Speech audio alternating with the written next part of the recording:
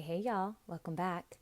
The plan is not to be in the same shirt on every one of these. But again, I'm busting out a few of these while I have some time. And I have some people who are, eagerly awaiting the chapters.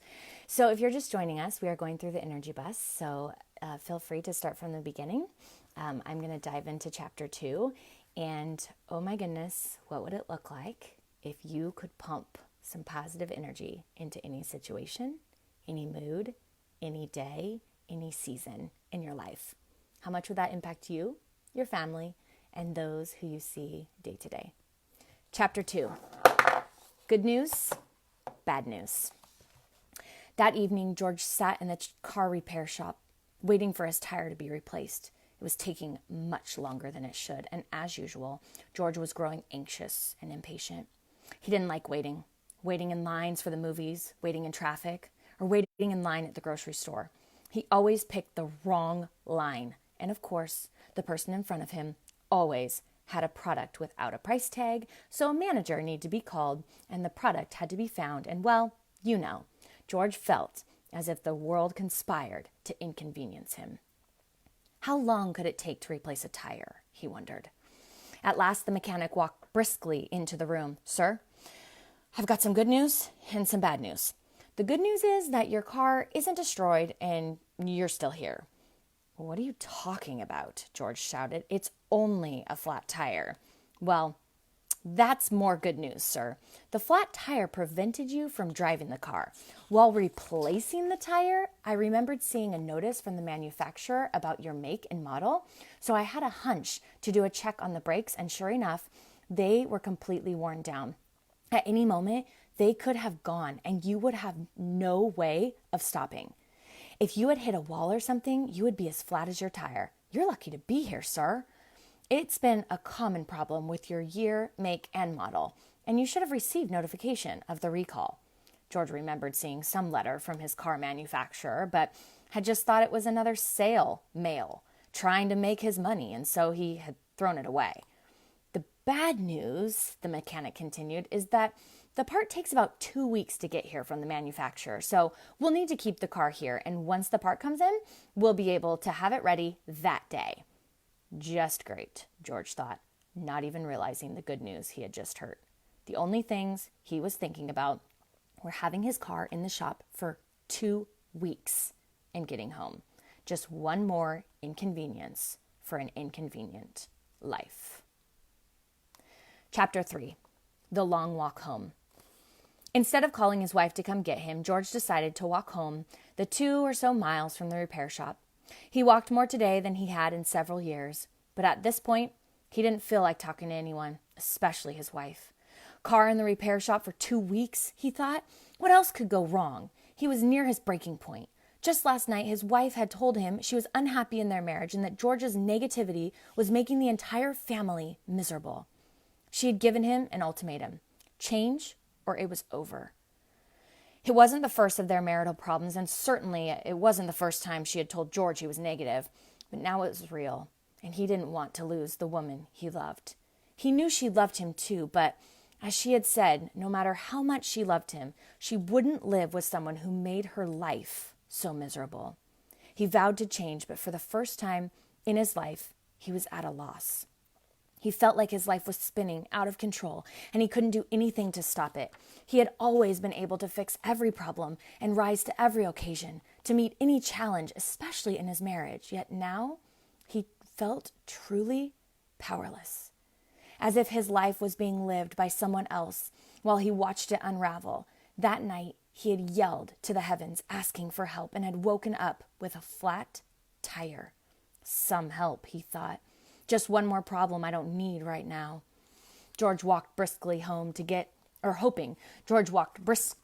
hoping to get home in time to read the kids a book. It was one of the few things he enjoyed doing, and it was something they loved as well. Whenever he was working in his home office, they would always come in and say it was time for him to read a book, which he always did. His 2 kids were his driving force. He loved his family, and he wanted to be able to provide for them and give them everything he had never had. They had a beautiful home. The school district was one of the best in the state, and the children thrived. He and his wife drove new cars and did their best to keep up with the Joneses, the Smiths, and whoever else they were supposed to keep up with. Yet with this family also came great pressure and responsibility. Work hadn't been going so well, and his last review was very troubling. His team was in disarray. Their productivity was in the toilet, and George had been told that if he didn't get it together, he would be replaced. For the first time in his life, his job was in serious jeopardy. So as George walked, he thought of his family, his wife's ultimatum, and his job. He was in danger of losing it all, and the car problem was the final straw. Something good has to be coming my way, he thought. It can't continue like this, or else I'm done. My life wasn't always like this, he shouted to the stars. I was a young go-getter once. Everyone talked about my great potential. I was a rising star in my company. My future was bright. I squeezed the juice out of life. Now, I can't even get my hands on a piece of fruit. I can't take this anymore, he yelled. Please, help me, he shouted as he looked up to the moonlit sky. The air went silent, and George heard nothing except the sound of his own breath. He was waiting for something, a word, a sound, a bolt of lightning. He wasn't sure what, but something. Chapter 4. George wakes up. George woke up the next morning feeling tired, anxious, and stressed, as usual. Every day he wondered what else was going to go wrong, but at least today he knew he wouldn't have car problems. Do you want me to drive you today? His wife asked. I do have time. No, it's okay, he answered. I'll take the bus. It's not that bad, except for the driver. What's wrong with the driver? She asked. Long story. I'll tell you later, he said as he put on his sneakers for his trek to the bus stop. Then his mood turned even more sour as he thought about seeing the bus driver who had insulted him. Choose wisely. Soap opera stuck in his head. Who does she think she was talking to? He shook his head and then turned his attention toward his sneakers because it became painfully obvious that he wasn't able to untie his shoes. The laces were tied in 20 different knots, and he knew full well that his kids had been playing in his closet again. He threw his shoes against the wall, breathed a big huff, and just sat in painful silence. More silence. A minute later, he looked in the mirror above his dresser and saw himself, as he heard a voice from his own conscience saying, You, the bus driver, was talking to you. You're the one with the failing marriage. You're the one who's about to get fired, who now doesn't even have a car to drive to work and can't even put on your own shoes. You're the one living a soap opera. The realization hit him unexpectedly. He couldn't disagree with Joy. She was right. His life and career had hit rock bottom. Even his boss and biggest supporter and mentor had sat in his office yesterday and told him he couldn't vouch for him anymore. I can't carry you, his boss said. I can't carry you anymore. I don't want to be carried, George replied. But that's what I've been doing. Everyone's asking me, what happened to George? And I'm saying, I don't know, but he'll get it together. Well, now they're looking at me saying he better get it together or else you'll both be gone. I love you, George, like a son. But I can't let you bring me down too.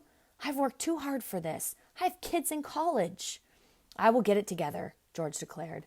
We'll see, said his boss.